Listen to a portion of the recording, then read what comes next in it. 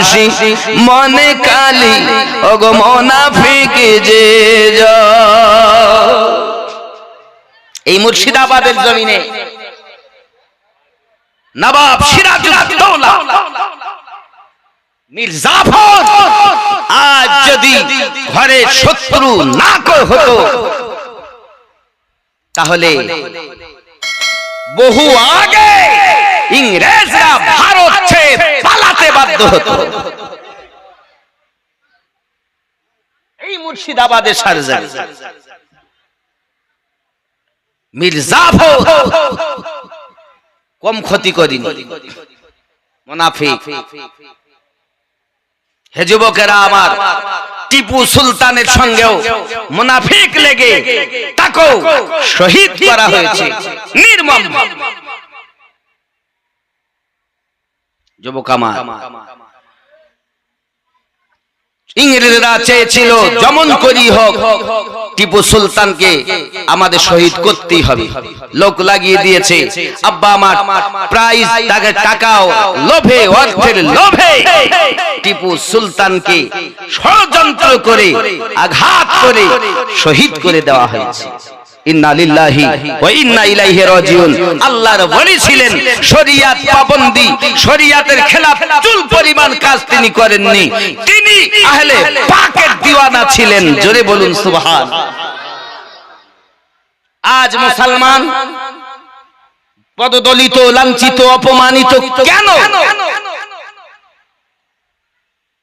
আজ আমাদের সমাজে এত অধঃপতন কেন? আব্বা আমার, আমাদের মধ্যে নেই শিক্ষা, আমাদের মধ্যে শিক্ষা নেই। যেই ছেলে বাচ্চা একটু বড় হয়েছে স্কুলে যাবে না, সঙ্গ খারাপ, যা রাজমিস্ত্রি করতে চাই, কিছু হোক আর নাই বা হোক কিছু টাকা ইনকাম করে দিচ্ছে, বাড়ি এসে তালার উপরে তালা, যত পারিস চালা, প্রতিযোগিতা চলছে ঘর বানানো।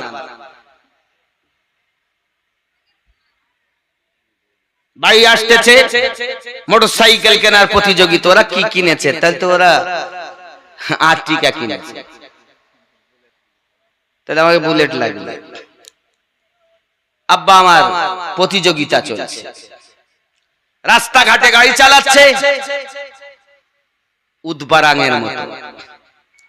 না শিক্ষা আছে না দীক্ষা আছে। মা, আজ আপনাদেরকে বলি, আপনারা যদি মা হতেন, নায়িকা যদি না হতেন, আপনার ঘরে তো এত অধঃপতন হতো না। টিপু সুলতানের মা বলছে, বেটা তুমি বলো কি, আমি জীবনে তাহাজ্জুদ নামাজ কাজা করিনি বাবা। হে বাবা, আর তুমি তোমার ভাইয়ের প্রতি অপব্যাখ্যা করছো। জানো তুমি আমি দুধ পান করিয়েছি দরুদ শরীফ পড়ে বা ওযু অবস্থাতে, আর আমাদের মায়েরা দুধ পান করে সিরিয়াল দেখতে দেখতে, নইলে নোংরা ছবি দেখতে দেখতে, গান শুনতে শুনতে। তার বাচ্চা হবে কেমন? পেটে বাচ্চা এসেছে, আপনি তো বাচ্চাকে পেটে ধারণ করেছেন, শরিয়াত মোতাবেক কাজই করেন। মা, আপনারা মায়ের জাত, আপনাদেরই মতো একজন মা টিপু সুলতানকে জন্ম দিয়েছে, আপনারই মতো মা ওবায়দুল্লাহ খানকে জন্ম দিয়েছে, আপনারই মতো একজন মা সরকারে আলা হযরতকে জন্ম দিয়েছে, আপনার মতো একজন মা খাজা গরিব নওয়াজকে জন্ম দিয়েছে, আপনার মতো একজন মা আমার গাউস ওয়াহারিকে জন্ম দিয়েছে। নারে তাকবীর, নারে তাকবীর, নারে রিসালাত, নারে রিসালাত, মাসলাকে আলা হযরত, নারে তাকবীর, নারে রিসালাত। যুবক একটু বুঝুন, একটু বোঝার চেষ্টা করুন। মায়েরা পারে না যুদ্ধে যেতে, কিন্তু ওই মায়েদের পেট থেকে এমন সন্তান ভারতবর্ষে বিভিন্ন দেশে বিভিন্ন স্থানে জন্ম নিয়েছে, যাদের কৃতিত্ব এখনো পর্যন্ত আপনার কায়েম রয়েছে, কিয়ামত অবধি কায়েম থাকবে। আমার মায়েরা তো সেই জাত মা। আধা ঘন্টা পর পর দাও, এক দু ঢোক মতো খাই, কারণ আমার গলার জন্য একটু প্রয়োজন আছে। আমার কথা শুনে রাগ হচ্ছে, বাস্তব জিনিস তো। আল্লাহর নবী সাল্লাল্লাহু আলাইহি ওয়াসাল্লাম বলেন, আমি যখন মিরাজে গেলাম, মিরাজে যাওয়ার পরে আমাকে যখন জাহান্নাম ভ্রমণ করানো হয়, আমি নবী জাহান্নামে বেশিরভাগ নারীদেরকে জ্বলতে দেখেছি। নারীরা অধঃপতনে জাহান্নামে জ্বলতেছে। একটা নারীকে দেখি, তার জিহ্বার বলে আপনার কিনা ঝুলানো আছে, দাও দাও করে আগুন জ্বলতেছে। আব্বা আমার সোনা মানিকেরা, পৃথিবীর সরজমিনে নবী পাক আমার জানিয়েছেন, দরুদ আল্লাহুম্মা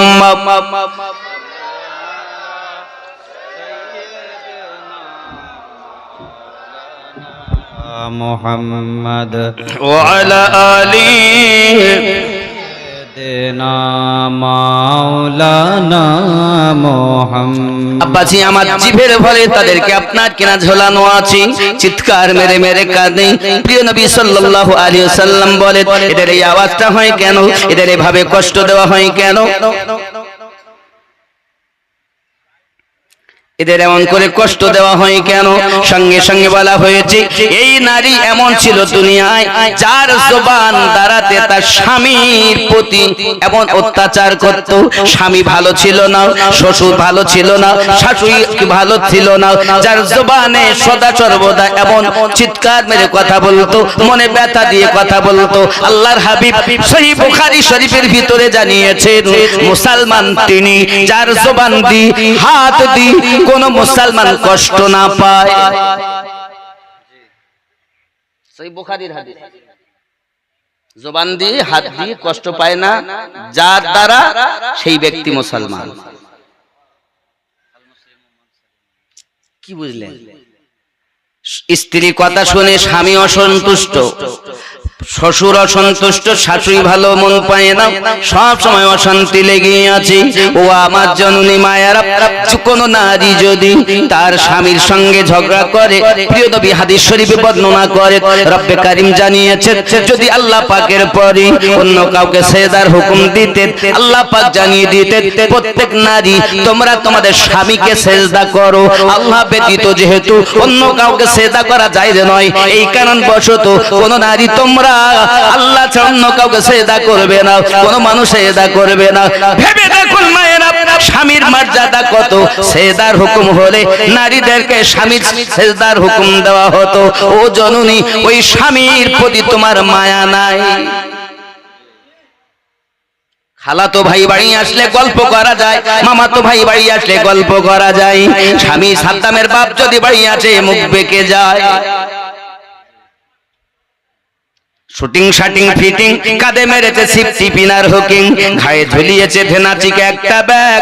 এক খেজুর বোনা বসন্তপুরের যুবক ঘুরে ঘুরে আমার দিকে দেখ। লাম খালি মিম খালি নুনের পেটে এক নক্তা, উরমা ফাঁকা নিমতলা খালি কপালেতে এক নক্তা। এ কত বড় বিহায়া, এই মায়ের পেটে কখন আশিকে আলা হাজ্জাত জন্ম নিতে পারে না।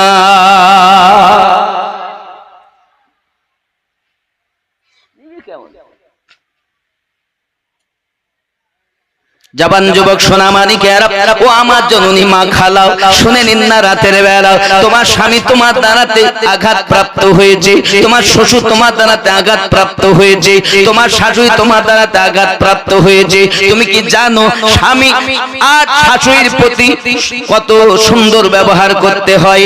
ছোট্ট একটা স্যাম্পল আমি আপনাদের কাছে তুলব।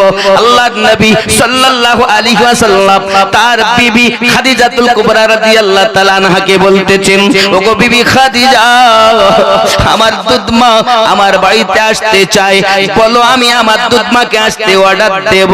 আল্লাহর হাবিবকে ডাক দিয়ে বলে, ইয়া রাসূলুল্লাহ সাল্লাল্লাহু আলাইহি ওয়াসাল্লাম, আমার মনের আশা আপনার দুধমাকে একটু ডাকুন, আমি খাদিজা শেষ বয়সে তার খেদমত করতে চাই।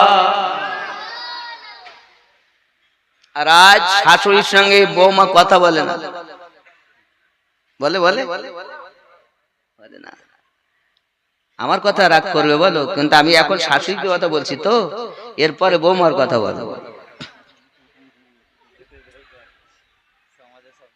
নাকি?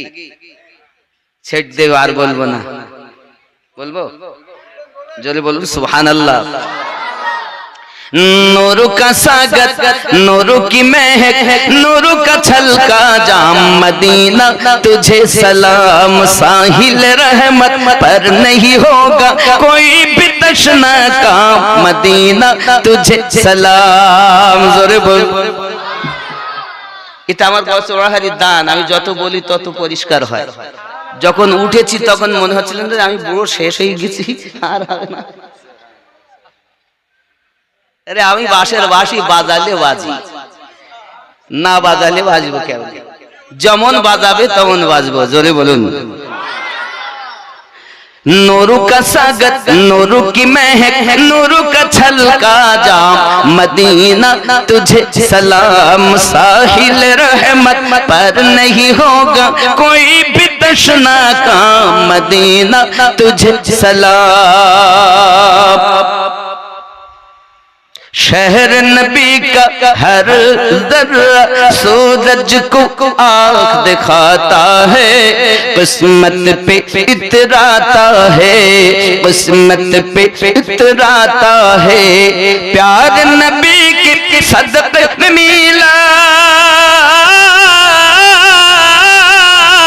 उनको हंसी इनाम मदीना तुझे सलाम। नूर का सागर, नूर की महक, नूर का छलका जाम मदीना तुझे सलाम। जोर हवे सूरत भी कुरानी है, सीरत भी कुरानी है। क्या चेहरा नूरानी है, क्या चेहरा नूरानी है। सूरत भी कुरानी है, सीरत भी कुरानी है। क्या चेहरा नूरानी है। होगी नमाज इश्क़ मुकम्मल,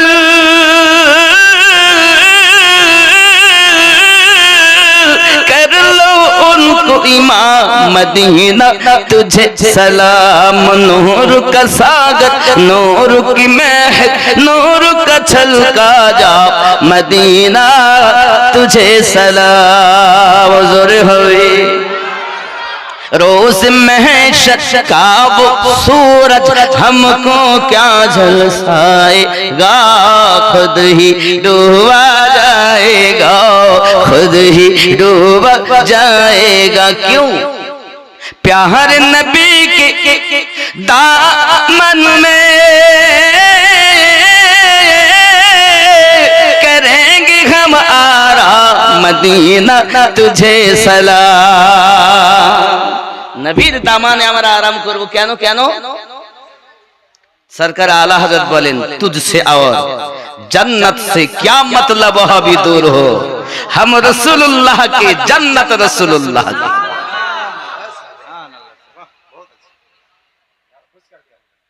এটাই তো ব্যাপার। আমরা নবীওয়ালা মুসলমান আজ এই জমিনে যদি সে এমন হালাত জীবন দিতে পিছপা হয় না, দেখেছে তো তার।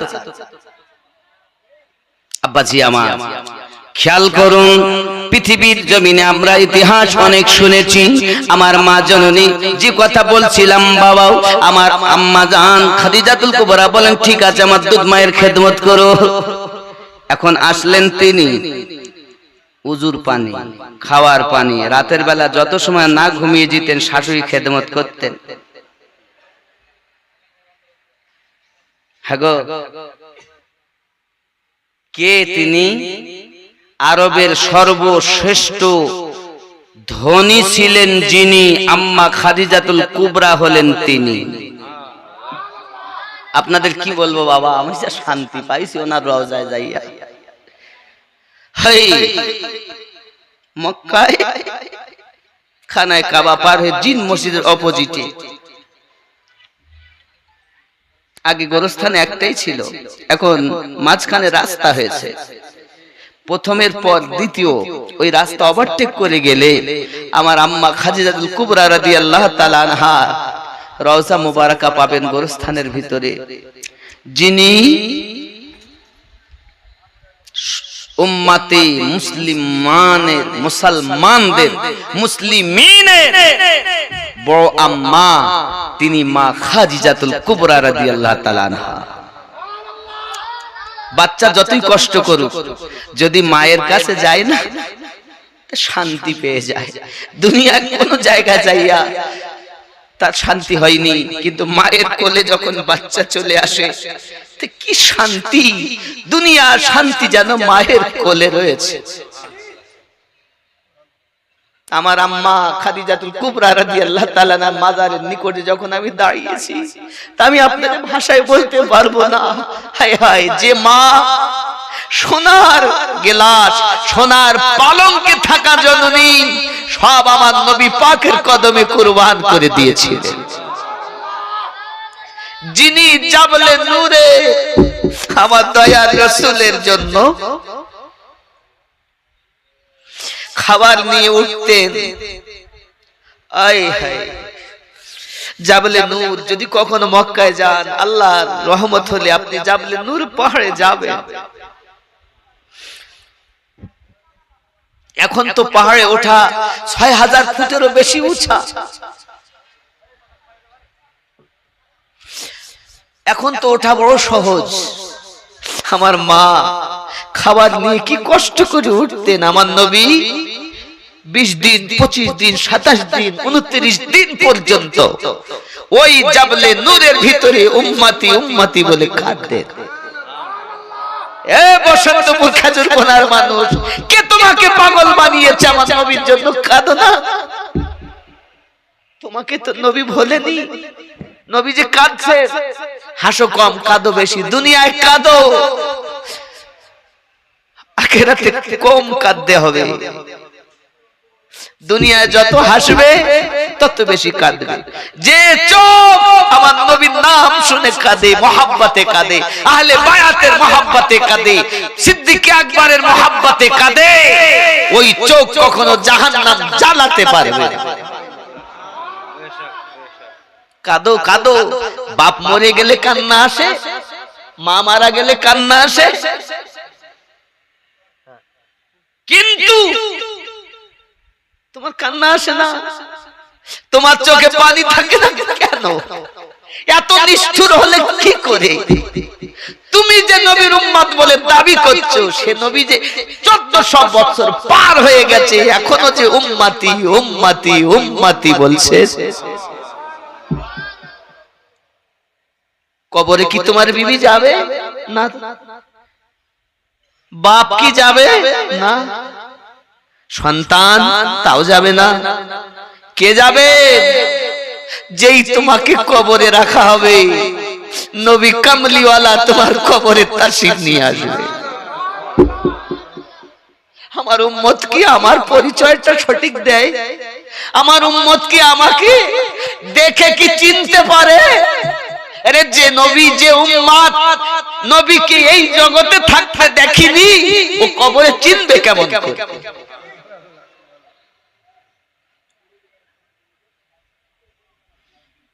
চিনবে কেমন করে? নবীকে কবরে চিনতে গেলে